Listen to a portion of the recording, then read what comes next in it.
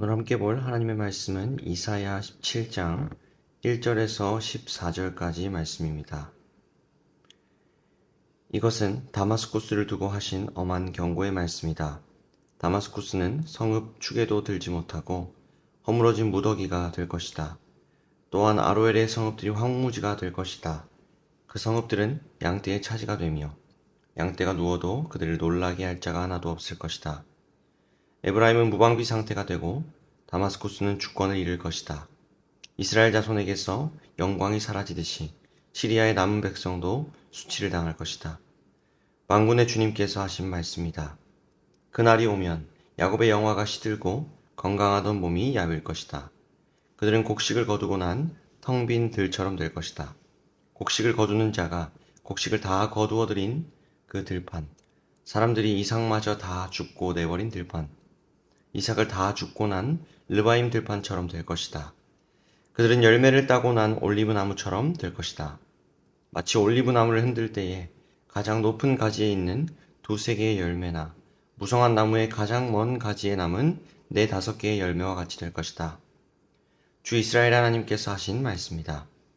그날이 오면 사람들은 자기들을 지으신 분에게 눈길을 돌리고 이스라엘의 거룩하신 분을 바라볼 것이다. 자기들의 손으로 만든 제단들은 거들떠보지도 않고 자기들의 손가락으로 만든 아세라 상들과 태양 신상은 생각도 하지 않을 것이다. 그 날이 오면 그 견고한 성읍들이 폐허가 될 것이다. 마치 이스라엘 자손 앞에서 도망친 히위족과 아모리족의 성읍들처럼 황폐하게 될 것이다. 이스라엘아, 내가 하나님 너의 구원자를 잊어버리고 내가 피할 견고한 반석을 기억하지 않고 이방신을 섬기려고 이방의 묘목으로 신성한 동산을 만들었구나. 나무를 심는 그날로 내가 울타리를 두르고 그 다음날 아침에 내가 심은 씨에서 싹이 났다 하여도 내가 그것을 거두어 들일 무렵에는 흉작이 되어 너의 슬픔이 클 것이다. 가련하다 저 많은 민족의 요란한 소리가 마치 바다에 파도치는 소리처럼 요란하고 많은 백성들이 몰려오는 소리가 마치 거대한 물결이 밀려오는 소리 같구나. 비록 많은 백성이 거대한 물결이 밀려오는 것 같이 소리를 내어도 주님께서 그들을 꾸짖으시리니 그들이 멀리 도망칠 것이다. 그들은 산에서 바람에 흩어지는 겨와 같고 폭풍 앞에 흩날리는 티끌과 같을 것이다. 그들이 저녁 때에 두려운 일을 당하고 아침이 오기 전에 사라질 것이니 이것이 바로 우리를 노력한 자가 받을 몫이고 우리를 약탈한 자가 받을 마땅한 값이다. 아멘. 오늘 본문은 이사야 17장 말씀으로 시리아의 수도였던 다마스쿠스를 향한 심판의 메시지가 선포되고 이어서 이스라엘에게 닥칠 심판의 모습이 기록되고 있습니다. 먼저 1절부터 보면 하나님은 다마스쿠스를 허물어진 무더기와 황무지처럼 만들겠다고 하십니다. 2절 말씀은 황무지가 될 다마스쿠스의 모습을 두고 양떼가 누워도 그들을 놀라게 할 자가 없다고 합니다. 이것은 양들이 누워있는 평화로운 상황을 말하는 것이 아닙니다. 그 반대입니다. 양들을 돌볼 사람이 한 사람도 없는 멸망의 상태를 표현하는 것이죠. 그리고 그 본문은 곧장 다마스쿠스가 아닌 에브라임으로 그 시선을 옮깁니다.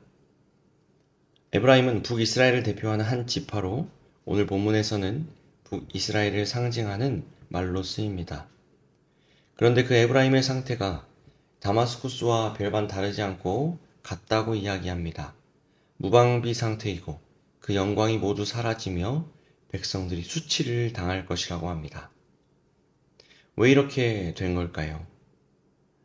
오늘 본문을 이해하기 위해서는 이사야 7장 말씀을 보는 것이 도움이 됩니다. 오늘 본문은 17장 말씀인데요. 7장에 보면 당시 강력했던 아수르의 위협을 이겨내기 위해 북이스라엘과 시리아가 동맹을 맺는 것이 나옵니다. 살아남기 위해서 힘을 모은 것이죠. 하지만 그것은 매우 인간적인 방법이었습니다. 그들은 하나님을 의지하지 않고 인간적인 방법을 동원하여 위기를 모면합니다. 그리고 오늘 17장 말씀은 그렇게 행한 그들의 최후가 어떠한지 기록합니다. 시리아의 수도인 다마스쿠스 그리고 북이스라엘을 대표하는 에브라임은 모두 하나님의 심판을 받아 황무지가 됩니다. 이어지는 본문은 그 심판의 날에 이스라엘의 모습에 대해서 더 구체적으로 기록합니다.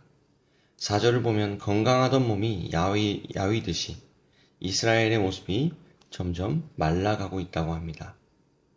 텅 빈 들처럼 내버린 들판처럼 말입니다. 이것이 동맹을 맺어 위기를 모면하려 했던 자들이 맞이하는 최후였습니다. 여러분, 북이스라엘은 나름대로 눈앞에 놓여진 문제를 해결하려고 다마스쿠스 시리아와 손을 잡았습니다. 그들과 함께라면 아수르도 당해낼 수 있을 것이라고 생각했습니다. 그들이 마주한 가장 큰 문제를 해결했다고 생각했던 것이죠. 하지만 오늘 본문은 분명하게 말합니다. 그들은 문제를 스스로 해결하려고 하다가 더 큰 문제를 가져오게 됩니다. 바로 하나님을 의지하지 않는 문제입니다. 눈앞에 아수르라는 이 작은 문제를 해결하려고 하다가 하나님을 의지하지 않는 더 큰 문제를 만나게 되는 것이죠. 저는 우리에게도 이런 일이 너무 자주 일어난다고 생각합니다. 우리 역시 살아가면서 삶 속에 참 많고 다양한 문제를 만납니다. 자녀의 문제, 재정의 문제, 또 관계의 문제, 학업의 문제를 눈앞에 마주합니다. 그때마다 이 문제를 어떻게든 해결하려고자 부단히 노력하고 발버둥치죠. 그런데 여러분, 그 과정 안에 하나님은 쏙 빠진 채 내 힘으로, 내 생각과 내 경험으로 문제를 해결하려고 할 때가 있습니다. 그렇게 해서 당장의 문제는 해결될지도 모르겠습니다. 하지만 그 문제 해결 과정 속에서 더 큰 문제가 발생하게 됩니다. 하나님과 너무 멀어져 버립니다. 사랑하는 성도 여러분, 작은 문제를 해결하려고 하다가 더 큰 문제를 만들어내는 어리석음이 우리 안에 모두 사라지기를 소망합니다. 그 어떤 삶의 문제보다 하나님과의 관계를 최우선으로 여기며 살아가는 저와 여러분 되었으면 좋겠습니다. 이어지는 7절과 8절을 보면 심판 이후에 일어날 일을 기록합니다. 이스라엘은 심판을 모두 경험한 후에야 비로소 자기들을 지으신 분에게 눈길을 돌립니다. 거룩하신 하나님께 시선을 둡니다. 모든 심판을 경험한 후에 우상이 아닌 하나님께 비로소 시선을 두는 것입니다. 9절부터는 다시 이스라엘에게 임할 심판을 기록합니다. 10절 말씀을 보면 그들이 이토록 심판을 받는 이유를 다시 기록합니다. 제가 읽겠습니다. 이스라엘아, 내가 하나님 너의 구원자를 잊어버리고 내가 피할 견고한 반석을 기억하지 않고 이방신을 섬기려고 이방의 묘목으로 신성한 동산을 만들었구나. 이스라엘이 심판을 받는 이유는 그들이 약해서가 아니었습니다. 동맹을 잘못 맺어서도 아니었습니다. 단 한 가지 이유죠. 하나님을 잊어버리고 기억하지 않았기 때문입니다. 여기서 잊어버리다라고 번역된 원어를 보면 단순한 망각이 아니라 관계의 단절을 포함하는 의미를 가지고 있습니다. 그들이 심판의 자리에 앉게 된 것은 그들이 하나님과 완전히 단절되어서 기억조차 하지 않았기 때문입니다. 본문은 그들의 이 완악한 모습을 두고 10절에 이방의 묘목으로 만든 신성한 동산이라고 묘사합니다. 그리고 이어지는 11절 이렇게 말합니다. 그 동산에 심은 씨에서 싹이 났다 하여도 그것을 거두어 들일 쯤에는 흉작이 될 것이다. 당장은 씨앗이 심겨지고 싹이 나서 무언가 되는 것 같아 보일지라도 그것은 흉작이라고 말합니다.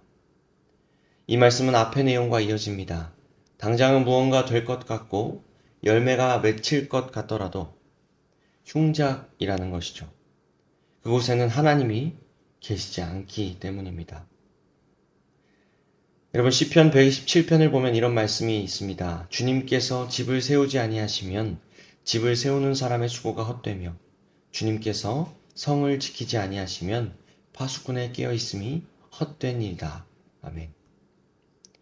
여러분, 우리는 분명히 기억해야 합니다. 우리의 수고와 노력은 하나님 안에 있을 때 비로소 그 의미를 찾게 됩니다. 하나님을 떠난 수고와 노력은 헛된 일이 될 수 있습니다.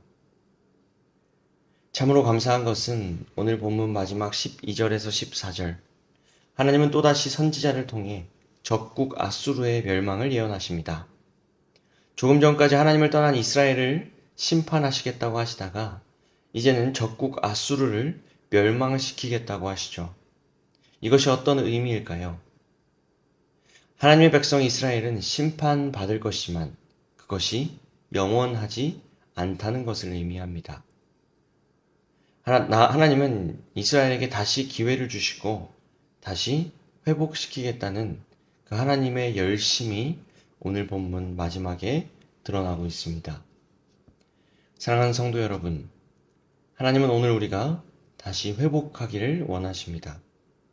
다시 우리의 수고와 노력이 주님 안에서 그 의미를 찾기를 원하십니다.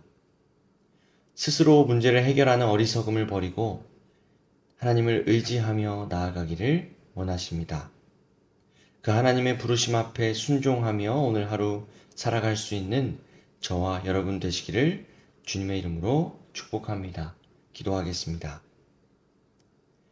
하나님 감사합니다. 오늘도 새 날을 주시고 기도하며 말씀 안에 거하는 이 시간을 허락하시니 감사를 드립니다. 하나님 오늘 말씀을 통해 우리 안에 있는 연약함을 발견합니다. 삶에서 마주하는 작은 문제를 해결하려고 하다가 주님과의 관계를 놓치는 더 큰 문제를 마주하는 우리의 연약함이 있음을 고백합니다. 수고와 열심을 다해서 살아가지만 주님과는 너무나 동떨어진 삶을 살아가는 연약함이 있음을 고백합니다. 하나님 우리의 연약함을 불쌍히 여겨주시고 오늘 하루 다시 주님과의 관계를 회복할 수 있도록 인도하여 주시옵소서.